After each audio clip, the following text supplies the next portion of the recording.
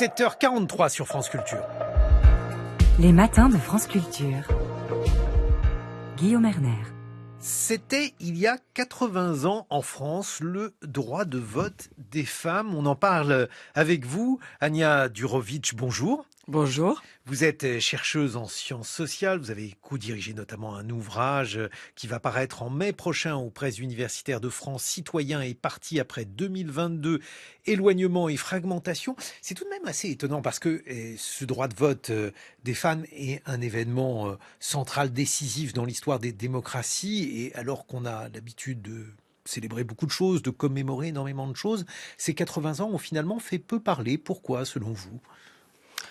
C'est effectivement une question que je me pose aussi. Surtout, c'est un événement qui nous dit beaucoup de choses sur l'évolution de la définition de la démocratie. C'est-à-dire que avant, selon le standard de définir les démocraties libérales aujourd'hui, la France, avant 1944, était une démocratie défectueuse, une démocratie limitée, comme c'est le cas de beaucoup d'autres pays. Et effectivement, aujourd'hui, on considère le pays où les femmes n'ont pas le droit de vote comme, non pas comme des vraies démocraties. Et effectivement, cet anniversaire-là nous dit beaucoup de choses sur comment nous, aujourd'hui, définissons différemment la démocratie, et aussi que finalement, les vraies démocraties libérales, en fait, ont commencé beaucoup plus tardivement, ce qu'on a l'habitude à lire dans beaucoup de manuels. Mais d'ailleurs, est-ce que ça existe encore des pays qui se prétendraient des vraies démocraties et qui ne donneraient pas le droit de vote aux femmes ? Si, finalement, étant donné qu'aujourd'hui c'est une partie essentielle de la définition de la démocratie, on voit que notamment des pays qui peuvent être qualifiés comme des régimes autoritaires, ont compris que l'égalité femmes-hommes fait partie intégrante de cette définition-là, et donc non seulement donne le droit de vote aux femmes, on l'a vu avec l'Arabie Saoudite, on l'a vu avec l'Afghanistan, mais aussi implémente des lois comme les lois de quotas parlementaires. Le deux tiers des pays qui ont adopté de telles lois de parité parlementaire, sont en fait des régimes autoritaires. Et c'est là qu'on voit bien que aujourd'hui, l'égalité femmes-hommes est utilisée parfois, est instrumentalisée, et justement fait partie de ce qu'on peut voir comme des éléments de base d'une démocratie. C'était donc il y a 80 ans en France. Pouvez-vous nous rappeler, Ania Durovic, dans quel contexte le droit de vote a été accordé aux femmes ? Oui. Alors, il y a un travail d'une politiste qui s'appelle Dawn Tilley, qui est assez intéressant, et elle fait un peu le bilan de comment ce droit de vote a été implémenté dans différents pays. Parfois, ça a été octroyé dans le cas des pays colonisés. Parfois, ça a été fait de manière graduelle, et donc la France appartient à ces pays où ça a été fait de manière graduelle. Et ce qu'elle montre aussi dans son travail, c'est que finalement on pourrait penser que c'est surtout les partis progressistes qui auraient promu l'implémentation du droit de vote pour les femmes, et au final, non, on voit qu'il y a une répartition presque égale. Donc la France, de ce point de vue, n'est pas un cas spécifique, puisqu'en France aussi, ce n'était pas les progressistes, les républicains à l'époque qui ont promu ce droit-là, mais plutôt les conservateurs, les partis conservateurs, qui voyaient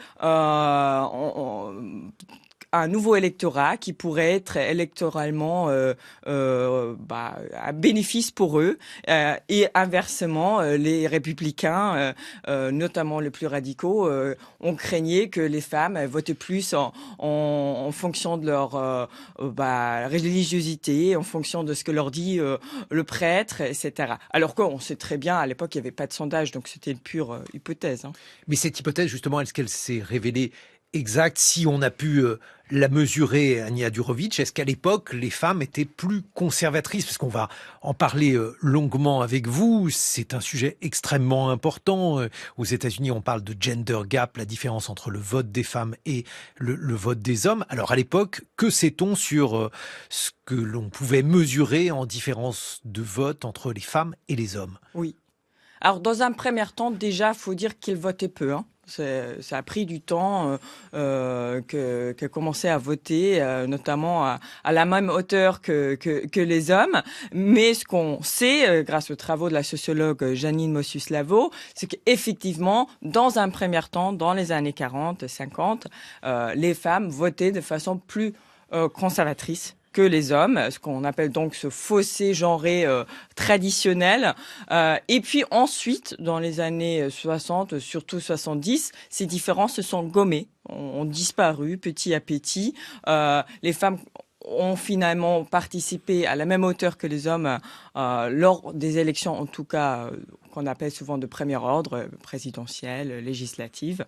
Et puis arrive cette phase dans les années 80 où effectivement, donc première élection aux États-Unis, Jimmy Carter et Ronald Reagan, où on voit apparaître ce fossé genré qu'on appelle le fossé genré moderne, puisque c'est vraiment en contraste avec le fossé genré traditionnel, où les femmes votent plus à gauche. Et ça, c'est arrivé dans beaucoup de démocraties européennes. Et en France, j'ai envie de dire, c'était plus timide. C'était entre les deux mandats de François Mitterrand, au début des années 90, où on voyait aussi cette tendance des femmes françaises voter un peu plus à gauche que les hommes. Et puis, il y a une quatrième évolution, c'est notamment les travaux de Nona Mayer qui montrent ça, c'est aussi dans les années 80, en fait, elles sont beaucoup plus réticentes à voter pour l'extrême droite. Alors, on va revenir, bien entendu, sur tous ces points, mais tout d'abord, la question donc du droit de vote accordé aux femmes en avril 1944 en France. Est-ce que celle-ci correspond à un mouvement global? Puisque vous l'avez dit en introduction, une démocratie qui ne donnerait pas le droit de vote aux femmes ne serait pas une démocratie. Comment cela a-t-il débuté dans les autres pays? Quelle est l'histoire finalement internationale de ce droit de vote des femmes? Oui, alors donc je rappelle un peu ce travail remarquable de la politiste d'Antillet qui a regardé plus de 30 pays et qui dit qu'il y a deux facteurs qui étaient décisifs. C'est à la fois la force des mouvements féministes, des mouvements suffragettes, mais aussi le fait qu'il y a un parti dans les assemblées qui pense pouvoir bénéficier électoralement de la création d'un nouveau électorat. Donc c'est la conjoncture de ces deux éléments qui a fait dans la majorité des pays en Amérique latine, Asie centrale, en Europe, que finalement on a octroyé le droit de vote aux femmes. Et donc justement, c'est pas forcément le facteur, ce qu'il y avait plus de partis progressistes ou plus de partis conservateurs, c'est vraiment le fait que le parti en question, qui était puissant à l'époque dans une assemblée nationale donnée, pensait de pouvoir bénéficier électoralement de la création d'un nouveau électorat. Quels sont les pays qui ont montré la voie? C'est la Nouvelle-Zélande. Premier pays, c'est la Nouvelle-Zélande. Ensuite, il y a eu évidemment les pays scandinaves, la Finlande, la Norvège, la Suède, et puis aussi, ça, je pense qu'on n'en parle pas souvent, c'est la Russie. Ça veut dire que ça débute finalement tout au début du XXe siècle avec l'Australie, la Norvège. La Russie, c'était l'une des marques de fabrique, donc là aussi de l'Union soviétique, de proposer une égalité véritable entre les hommes et les femmes, en tout cas sur le plan des discours. Tout à fait. Mais justement, dans ce mouvement général, ça signifie que la France était particulièrement à la traîne. Pourquoi, finalement, a-t-on eu une vingtaine d'années de retard? Parce que la plupart des pays européens avaient déjà fait cette mesure-là dans les années 20, alors que la France ne l'a fait qu'après la Seconde Guerre mondiale. Oui, alors il y a plusieurs explications de la part des historiens, des philosophes et des politistes. Je signalerai trois. D'un côté, évidemment, le poids culturel du Code napoléonien, donc c'est-à-dire la poids du patriarcat, de cette infériorité des femmes qui étaient légalement inscrites, donc justement le fait que les républicains ne pensaient pas de bénéficier électoralement de la création de ce nouveau électorat féminin et puis aussi le mouvement féministe ou le mouvement des suffragettes en France qui était, j'ai envie de dire, plus bourgeois que dans d'autres pays et qui ont fait des actions un peu moins spectaculaires qu'on a pu le voir en Angleterre ou aux États-Unis. Ça veut dire que paradoxalement, c'était les républicains, vous l'avez dit tout à l'heure, qui n'y étaient pas favorables. Est-ce qu'ils y étaient très hostiles? Est-ce qu'il y a eu des débats dans les années 20 en France ou à l'époque où d'autres pays, puisque par exemple l'Allemagne c'était en 1918 que les femmes ont eu le droit de vote, le Danemark c'était en 1915. Est-ce qu'à cette époque les républicains étaient vraiment mobilisés contre ce droit de vote accordé aux femmes en France?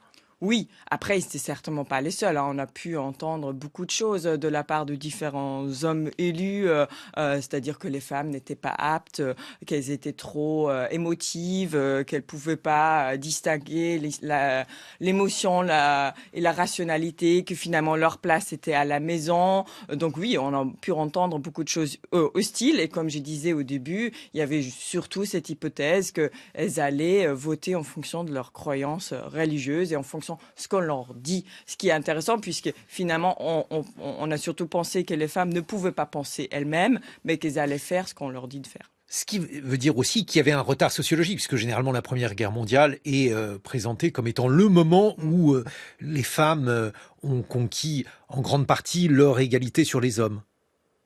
Oui, tout à fait. Et d'ailleurs, le cas de l'Allemagne est intéressant de ce point de vue-là, puisque l'Allemagne, en 1919, donc, a octroyé le droit de vote aux femmes, et donc fait partie de ces pays après la Première Guerre mondiale qui donnent le droit de vote aux femmes, et assez progressiste à ce moment-là, c'est-à-dire qu'on a plus autour de, je crois, 13% des femmes dans l'Assemblée. On les voit aussi se mobiliser dans les urnes. Mais ce qui est intéressant, c'est qu'ensuite, il y a eu un retour de bâton, et il a fallu attendre les années 90, voire 80, avec l'arrivée des Verts dans l'Assemblée, pour avoir de nouveau un nombre aussi important des femmes dans l'Assemblée allemande. Ania Durovic, chercheuse en sciences politiques au laboratoire Printemps de l'Université Paris-Saclay. On se retrouve dans une vingtaine de minutes et alors cette fois-ci on va évoquer les conséquences concrètes et puis les évolutions politiques de ce droit de vote des femmes et de ses conséquences. Donc 7h56 sur France Culture. 6h30, 9h, les matins de France Culture. Guillaume Erner. Et nous avons décidé d'évoquer cet événement essentiel pour que la démocratie française soit une démocratie. C'était il y a 80 ans, le droit de vote des femmes. Vous nous avez expliqué, Ania Durovic, vous qui êtes chercheuse en sciences politiques, à quel point les partis républicains étaient plutôt réticents en 1944, tandis que les partis conservateurs, eux, considéraient qu'ils auraient un avantage. Et dans le mouvement qui, entre 1901 et, mettons, 1918, a donné le droit de vote aux femmes dans beaucoup de pays européens, eh bien, c'était une idée qui prévalait. La France a été en retard.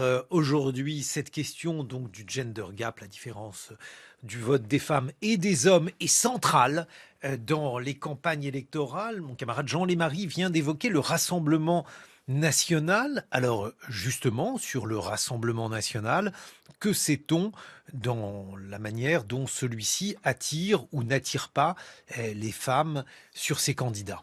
Oui, alors au début, à la création du parti, il a surtout pas attiré les femmes du tout. Donc, du temps de Jean-Marie Le Pen, on a pu voir ce que la politiste Terry Givens appelle l'écart genré dans le vote pour l'extrême droite, c'est-à-dire que ce type de partis, comme le RN, comme d'autres partis d'extrême droite, repoussent plutôt les femmes. Et du temps de Jean-Marie Le Pen, cet écart était considérable, autour de 8 points de pourcentage, et a duré tout au long de son temps en tant que président du parti. Il fallait attendre que Marine Le Pen, donc sa fille, prend les rênes du parti et elle, contrairement à son père, elle a tout de suite ciblé l'électorat féminin. C'est-à-dire qu'elle a compris que c'est quelque chose d'important, c'est quelque chose qu'il faut prendre en compte, puisque au final, l'histoire des gender gaps, c'est aussi la montée en puissance des femmes qui votent aujourd'hui autant que les hommes, et qu'il est important de prendre en compte ce que pense la moitié de l'électorat. On ne peut pas se permettre, notamment dans un système qui n'est pas proportionnel, de se fâcher avec plus la moitié voire la moitié de l'électorat. Jean Lémarie. Comment prend-elle en compte Marine Le Pen cette partie de l'électorat, justement ? Alors, par exemple, en 2022, pour la journée des femmes, le 8 mars, elle a écrit une lettre aux Françaises. Dans sa bibliographie, elle s'est décrite comme quasi féministe. Elle dit souvent qu'elle comprend la galère des femmes, puisqu'elle-même elle est divorcée. Elle a dû élever ses enfants. À Perpignan, en 2022, elle a dit aussi qu'elle s'adresse aux ouvrières humiliées, aux gilets jaunes, et évoque les problèmes de l'égalité salariale. Donc elle prend en compte tous les problèmes qui concernent beaucoup de femmes aujourd'hui. Bon, en tout cas, il y a une différence entre elle et Éric Zemmour, puisque Éric Zemmour, le gender gap, donc la différence entre le vote des hommes et des femmes, était significatif. 9% des électeurs parmi les hommes, 5% parmi les femmes.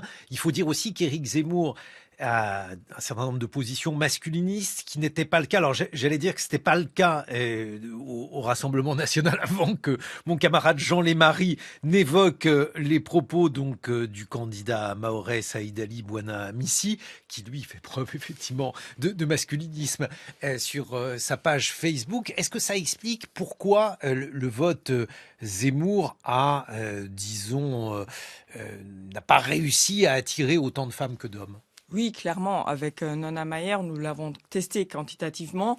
Et par exemple, ce type d'attitude sexiste, la phrase, par exemple, le féminisme est allé trop loin, la place de la femme est finalement plutôt à la maison, ça a un effet uniquement sur le vote pour Éric Zemmour en 2022. On n'a trouvé aucun effet des attitudes sexistes sur aucun autre des principaux candidats à l'élection présidentielle en 2022. Et ce que moi j'aimerais souligner, c'est que il faut arrêter de penser que les femmes votent comme un bloc homogène. Les femmes qui vont voter pour Éric Zemmour, pour Marine Le Pen, ce sont avant tout des femmes de droite. Donc, c'est-à-dire que des femmes qui sont opposées à l'immigration, tout comme des hommes peuvent être opposés à l'immigration. C'est ça qui les unit. C'est un des facteurs le plus important. C'est pas les femmes qui sont pour l'immigration qui vont voter pour Marine Le Pen parce qu'elle fait elle écrit une lettre aux femmes, ou parce qu'elle pense aux ouvrières humiliées. Donc, ce qui est important de comprendre là, c'est que parmi ce vivier de l'électorat des femmes de droite, qu'est-ce qui fait en sorte qu'un candidat de droite, d'extrême droite, le repousse? Et donc là, la question du sexisme et la question de comment il se positionne vis-à-vis des femmes est effectivement essentielle, puisque, on va dire, sur le plan politique, en ce qui concerne les politiques, le positionnement vis-à-vis de l'immigration, la sécurité, etc., entre les deux candidats sont assez similaires. Donc, ce qui fait la différence que un repousse les femmes et l'autre repousse pas les femmes, c'est quand même leur positionnement, les discours que peut être misogyne ou tout simplement sexiste. Jean Lémarie. Le sexisme, c'est aussi celui qui traverse la classe politique, le fait simplement qu'il y a toujours beaucoup plus d'hommes que de femmes. Marine Le Pen pourrait être la première femme à accéder à l'Élysée. Est-ce un moteur du vote pour le RN aujourd'hui, cela ? Le fait qu'elle soit une femme. Le fait qu'elle soit une femme. En tout cas, je pense que ce qui joue aussi, c'est le fait que ce parti est normalisé, comme on dit. C'est-à-dire que ce qu'on a trouvé en sciences politiques, une des raisons pour lesquelles les femmes étaient repoussées par ces partis, c'était leur extrémisme. C'était le fait qu'ils étaient stigmatisés. Et comme du fait de leur socialisation genrée, les femmes sont plus sensibles à ce qui est socialement vu comme illégitime, trop extrémiste, elles avaient tendance à justement éviter ces partis vus comme trop extrémistes. Avec une plus grande popularité de ce parti, avec leur plus forte normalisation, pas qu'en France, hein, dans d'autres pays aussi d'Europe, on peut observer cela. En fait, cette barrière-là, supplémentaire, elle est tombée et fait en sorte que les femmes, aujourd'hui, dès lors qu'elles partagent un certain nombre d'idées politiques, comme l'opposition à la migration, en fait, sont autant attirées par ces partis que les hommes. Mais alors, justement, est-ce que vous diriez cela aussi de l'extrême gauche? Est-ce que les idées qui peuvent être considérées par certains comme extrémistes des partis d'extrême gauche, quels qu'ils soient, sont des partis qui repoussent les femmes également? Pour l'instant, on n'a pas beaucoup de recherches sur cette question. C'est effectivement et en même temps, j'ai envie de dire, ce n'est pas non plus quelque chose qu'on a observé dans les données. Donc, pour l'instant, il n'y a pas de fossé genré en ce qui concerne le vote pour la LFI, au contraire, ou pour des partis encore plus de gauche. Donc, non, pour l'instant, c'est pas quelque chose qu'on a observé. Donc, j'ai envie de dire, c'est peut-être pas uniquement l'extrémisme, mais c'est aussi la violence politique que souvent a été plus forte du côté dans les discours et du côté des militants de l'extrême droite. Mais là, par exemple, si j'en juge par un certain nombre de commentaires politiques au sujet de la France insoumise, est-ce que vous pensez que cette stratégie qui est jugée comme violente par certains peut être rédhibitoire pour le vote des femmes? Pour l'instant, ce n'est pas le cas. C'est pas ce qu'on observe. Donc, c'est quelque chose qu'il faudra suivre et observer durant les prochaines élections. Et toujours dans le même ordre d'idées, vous nous avez dit donc qu'une politique hostile aux femmes comme celle qu'Éric Zemmour pouvait défendre pendant la présidentielle avait entraîné un certain nombre de femmes à ne pas voter pour lui. Est-ce qu'une politique qui serait particulièrement attentive aux femmes, aux violences sexuelles qu'elles subissent, à un certain nombre de mesures dans ce domaine-là, est-ce que ce sont des politiques qui peuvent attirer le vote des femmes? Oui, certainement, mais ça dépend lesquelles, puisque toutes les femmes ne sont pas féministes, hein. Les travaux de Magali Della Souda le montrent très bien. Il y a des femmes de droite qui sont anti-féministes, qui partagent pas les idées du féminisme, et il y a surtout aussi des femmes qui se disent féministes, mais voient le danger surtout du côté des migrants, c'est-à-dire que le harcèlement de rue, les violences sexistes et sexuelles serait surtout arrivé en France à cause avec l'arrivée des migrants. Donc ils font de cette bataille un marqueur civilisationnel.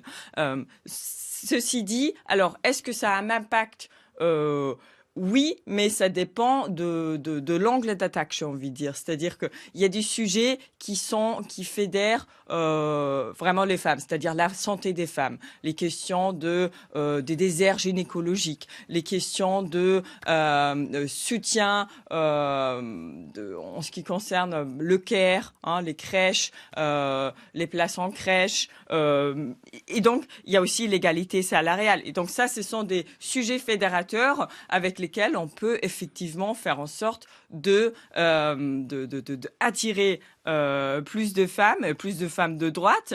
Mais ce qui est important aussi, c'est surtout de tout simplement ne pas être sexiste. Hein, c'est-à-dire que ces femmes de droite, ils partagent déjà les idées politiques de ces hommes. Alors si ils arrêtent de faire des commentaires sexistes sur les femmes, déjà on le voit bien dans le cas de par exemple l'extrême droite allemande, ça peut déjà aider ou en France de arrêter de repousser les femmes. Bon, en tout cas, si on prend les chiffres de la présidentielle de 2022, d'après l'Ipsos, il y a effectivement un gender gap. Autrement dit, les femmes ont plus voté à gauche que les hommes. 34% des femmes avaient voté pour les candidates et les candidats de gauche, quand les hommes les ont soutenus à 30%. Alors oui, ce qui est important, c'est encore une fois ce que je disais tout à l'heure, moi je trouve qu'il est important de pas voir les femmes comme un bloc homogène. C'est-à-dire qu'il y a différents électorats féminins, tout comme il y a différents électorats d'hommes. Et dès lors qu'on commence à désagréger ces moyennes entre hommes et femmes et qu'on regarde en fonction comment les femmes votent, en fonction de l'âge, en fonction de la classe sociale, en fonction de leur emploi, eh ben c'est là qu'on va vraiment apparaître des tendances intéressantes. Et finalement, ce qu'on voit aujourd'hui en France, comme dans d'autres pays européens, c'est que cette tendance de voter plus à gauche, en fait, elle vient plutôt des jeunes générations de femmes. Voilà, alors c'est ça, on va les désagréger, c'est-à-dire qu'en fait, on trouve effectivement une vraie différence chez les 25-34 ans et pas chez les 18-24 ans. Oui, tout à fait. On l'a trouvé aussi chez les plus jeunes, avec Nona Mayer dans nos recherches. Par contre, dès lors qu'on contrôle pour le niveau de diplôme, parce qu'on sait qu'aujourd'hui les jeunes femmes sont plus diplômées que les hommes, et qu'on contrôle pour le placement idéologique et le revenu, cette différence disparaît. Donc pour dire qu'en France, pour l'instant, cette tendance n'est pas stabilisée dans cette groupe âge-là, mais par contre, elle est plus stabilisée chez les 25 à 34 ans. Ça veut dire que pour que l'on comprenne bien, à niveau de diplôme équivalent, à niveau de salaire équivalent, les femmes et les hommes en France votent de la même façon ? Chez les 18-34 ans, le soutien par exemple, nous on l'a trouvé pour Jean-Luc Mélenchon, n'est pas plus marqué. Par contre, dans la catégorie des 25 à 34 ans, non, justement, c'est à niveau diplôme égal, à revenu égal, à placement idéologique égal. Les femmes de cette catégorie d'âge ont eu plus tendance à voter pour Jean-Luc Mélenchon lors des élections présidentielles 2022 que les hommes de leur âge. Bon, il y a eu une étude particulièrement intéressante qui a été relayée dans le Financial Times il y a quelques semaines sur l'existence d'un nouveau global gender gap, donc une vraie nouvelle différence entre le vote des hommes et des femmes, et ce dans différents pays, puisque je l'ai dit en introduction, aux États-Unis, c'est un problème central, notamment pour le Parti républicain, qui avec une figure comme Donald Trump attire moins les femmes que les hommes, mais c'est aussi une question qui se pose en Corée du Sud, en Allemagne, en Angleterre. Qu'est-ce que l'on observe d'après cette étude ? Alors, ce qu'on observe d'après cette étude, c'est que les femmes, les jeunes femmes, des jeunes générations, donc des 18-24 ans, les 18-24 ans, les 25-34 ans, se placent plus à gauche sur un certain nombre de sujets, l'immigration, les questions écologiques, mais aussi les questions égalité femmes-hommes, que les hommes de leur âge, et donc créer un fossé idéologique.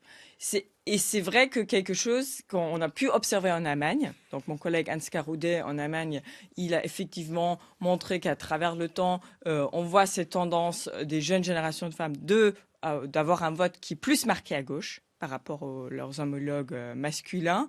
C'est quelque chose qu'on observe en Espagne, effectivement aussi, où le parti Vox crée un écart de 10 points de pourcentage entre les femmes et les hommes des 18 à 24 ans. Donc le parti d'extrême droite. Le parti d'extrême droite, pardon.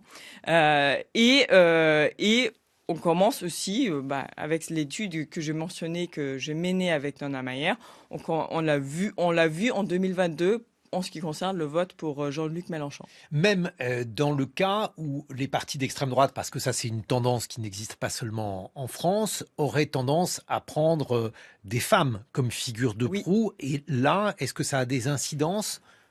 Oui, alors c'est effectivement ça a des incidences, mais c'est plus complexe que ça. C'est-à-dire que par exemple en Italie, pour évoquer le cas de Giorgia Meloni, on a pu voir que ce gender gap, il s'est évaporé également.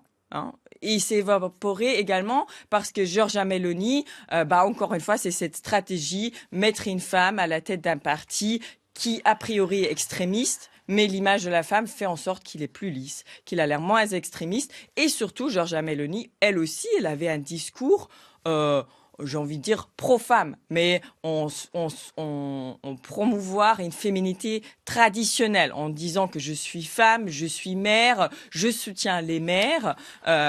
Et par contre, elle soutient beaucoup moins toute la diversité que peut aujourd'hui justement avoir dans la catégorie de genre. Donc elle est totalement opposée à la communauté LGBTQ+. LGBTQ, et c'est ça qui est la grande différence. Mais par contre, elle a eu un discours qui a pu attirer les femmes de droite. Et c'est ça qui est arrivé en Italie. Et en même temps, en Espagne, non, le parti Vox, il mise très clairement sur un créneau sexiste. C'est un pays où on a fait beaucoup de politiques publiques en faveur de l'égalité femmes-hommes. C'est un sujet qui est très polarisé, qui est très politisé. Et le parti Vox a fait le pari de justement miser sur un créneau sexiste en mettant en avant des hommes et des femmes qui justement dénoncent le féminisme, qui dénoncent une égalité de genre qui serait allée trop loin. Alors justement, Ania Durovic, vous qui êtes chercheuse en sciences politiques, est-ce que, parce que c'est le revers de ce que l'on vient de dire, est-ce qu'un parti masculiniste, alors les partis purement masculinistes, à ma connaissance, n'existent pas, mais il peut y avoir une dimension masculiniste implicite ou explicite, implicite dans le cas de Donald Trump, explicite dans le cas par exemple de Javier Milei, le président argentin, ou dans le cas de Jair Bolsonaro, donc jadis au Brésil. Est-ce que ça attire les hommes? Oui. Oui, aujourd'hui, il y a des études qui montrent très clairement que le discours sexiste de Donald Trump en 2016 a eu un effet positif sur le vote de certains hommes pour lui. Il faut voir aussi qu'après, tout ça était dans une stratégie de politiquement incorrecte que a plu à un certain électorat, mais c'est aussi justement et avant tout ce discours sexiste qui a pu attirer certains hommes.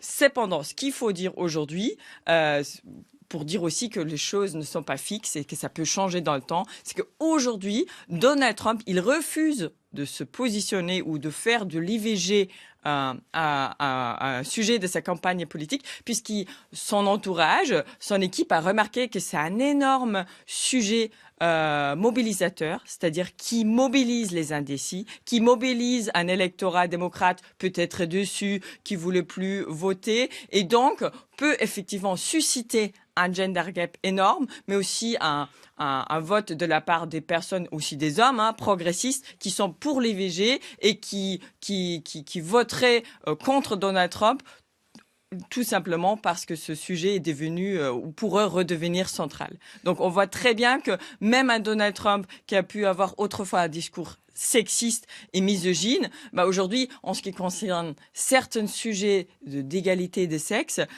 il est plus prudent, il est devenu plus prudent puisque cela pourrait justement mettre en péril son succès électoral. Est-ce que ça pourrait l'aider, le sauver? Est-ce qu'il pourrait combler le gender gap, donc la différence entre Joe Biden et lui dans l'électorat féminin américain? Alors, je reviens à ce que j'ai dit tout à l'heure. C'est vraiment important de dire, avoir en tête les différents électorats féminins. Aux États-Unis, ce qu'on a pu voir lors des élections présidentielles de 2016, c'est surtout la race aux États-Unis qui a joué un rôle majeur. C'est-à-dire que c'est ça, avant tout les femmes blanches qui ont voté pour Donald Trump, les femmes droites blanches qui ont voté pour Donald Trump. Par contre, la communauté des femmes latino, la communauté des femmes noires aux États-Unis, ont massivement voté pour les démocrates. Donc, on voit bien que oui, il y a un gender gap aux États-Unis qui est en faveur des démocrates, mais ce gender gap, une fois qu'on creuse, qu'on regarde de plus près, on voit bien qu'il n'y a pas, c'est vraiment, il y a différents types d'électorats parmi les femmes qui font la différence et qui parfois sont mobilisés et qui sont pas mobilisés. Et ça peut être quelque chose, juste pour terminer, est un point important. Les femmes sont touchées par le phénomène du vote intermittent. C'est-à-dire que il y a des élections où elles votent massivement et il y a des élections où justement votent peu. Et donc avoir des sujets mobilisateurs comme par exemple l'IVG peut faire toute la différence. Et alors, pour les européennes, puisque c'est aujourd'hui cela, est-ce qu'il est possible d'observer une incidence, donc une différence entre le vote des hommes et des femmes, ou leurs intentions simplement d'aller voter aux européennes, Ania Durovic? Oui, justement, les européennes sont justement sujets à ce qu'on peut appeler ce phénomène du vote intermittent, puisqu'on sait que les femmes, bien qu'aujourd'hui elles votent autant, voire plus que les hommes lors des élections présidentielles et législatives, elles votent moins lors les élections qu'on appelle en sciences politiques de second ordre, qu'incluent les élections européennes. Et là, j'ai regardé les dernières enquêtes notamment de l'Ipsos, qui montrent déjà que il y a que 42% des femmes qui prévoient se déplacer pour ces élections, comparé à 47% des hommes. Si ensuite on a en tête que ces différences sont plus fortes dans les jeunes générations, c'est-à-dire qu'on sait que les jeunes générations participent encore moins à ce type d'élections, et quand on a en tête que les jeunes générations de femmes votent plus à gauche que les hommes, oui, ça peut avoir un impact si les femmes se mobilisent moins pour les élections européennes. Merci Ania Durovic de nous avoir fait profiter de vos lumières sur cette question, les 80 ans donc du droit de vote des femmes en France. Je rappelle que vous êtes chercheuse en sciences politiques et en mai prochain, aux Presses universitaires de France, sortira un livre collectif que vous avez co-dirigé intitulé Citoyens et partis après 2022, éloignement et fragmentation.